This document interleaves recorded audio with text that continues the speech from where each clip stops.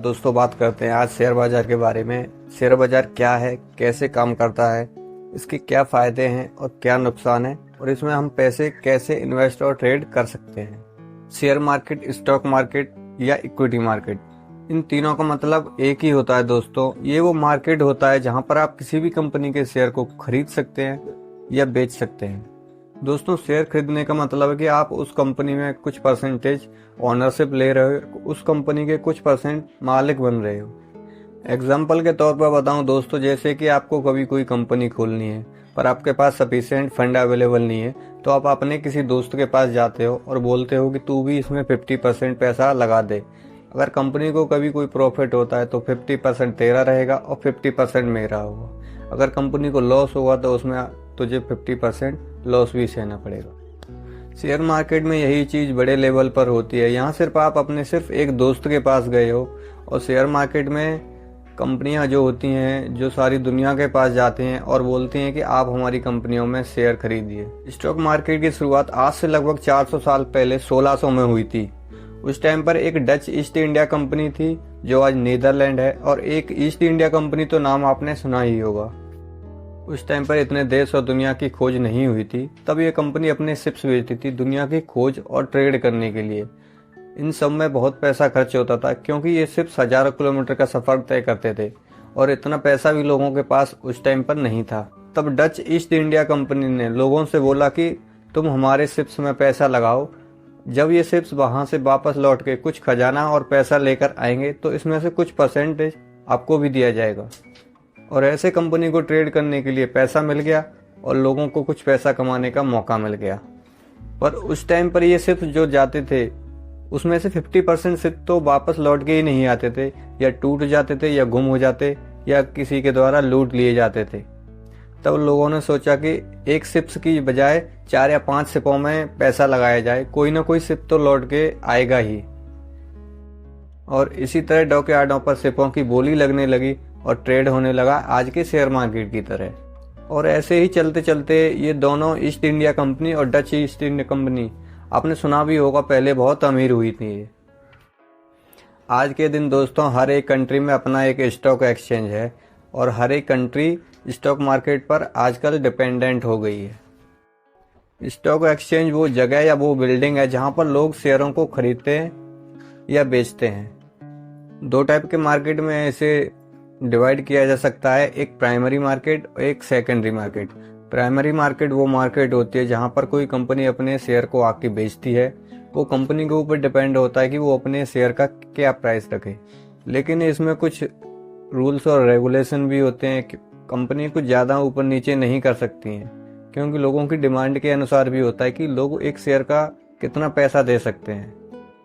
अगर किसी कंपनी की वैल्यू 1 लाख की है और वो एक रुपए के 1 लाख शेयर बनाती है, तो वो लोगों के ऊपर डिपेंड करता है डिमांड के अनुसार।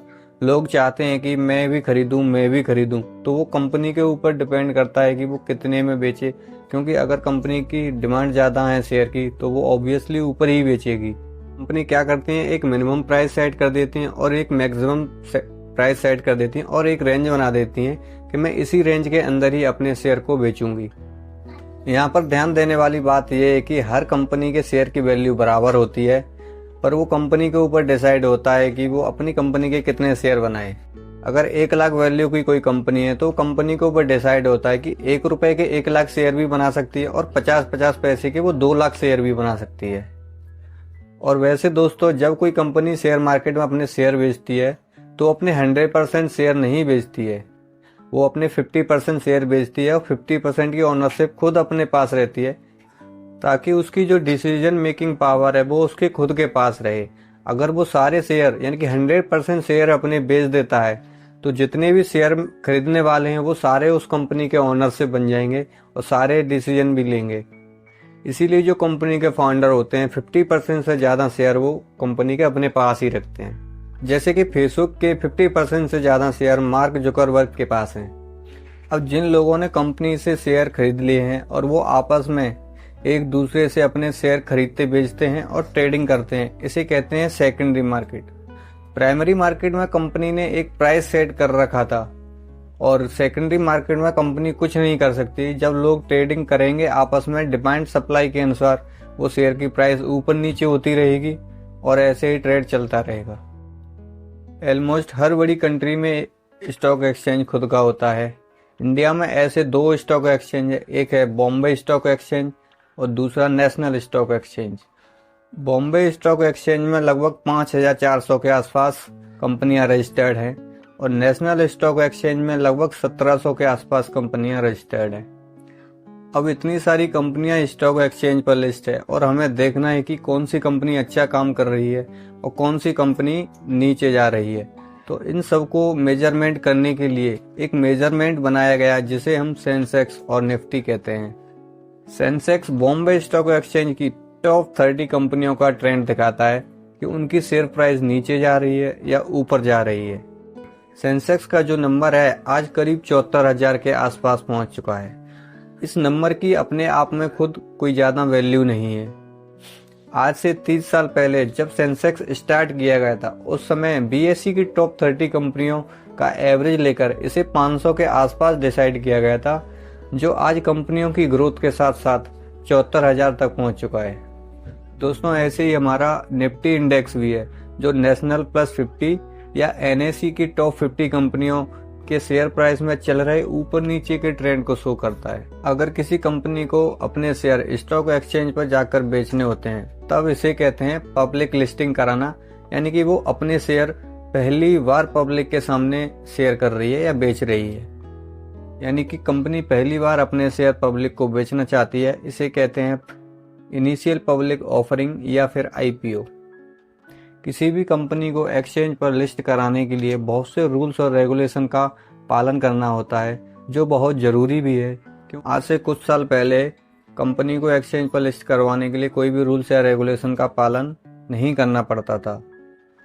उस टाइम पर कोई भी अपनी कंपनी को झूठ बोलकर कि मेरी कंपनी अच्छी है, मेरी कंपनी की इतनी वैल्यू है, और वो कंपनी को एक्सचेंज पर लिस्ट करवा लेता था और लोगों से पैसा लेकर भाग जाता था। ऐसे बहुत से स्कैम उस टाइम पर हुए। इंडिया ने भी ऐसे कुछ स्कैम देखे हुए हैं, एक हर्षद मेहता स्कैम और एक सत्यम स्कैम।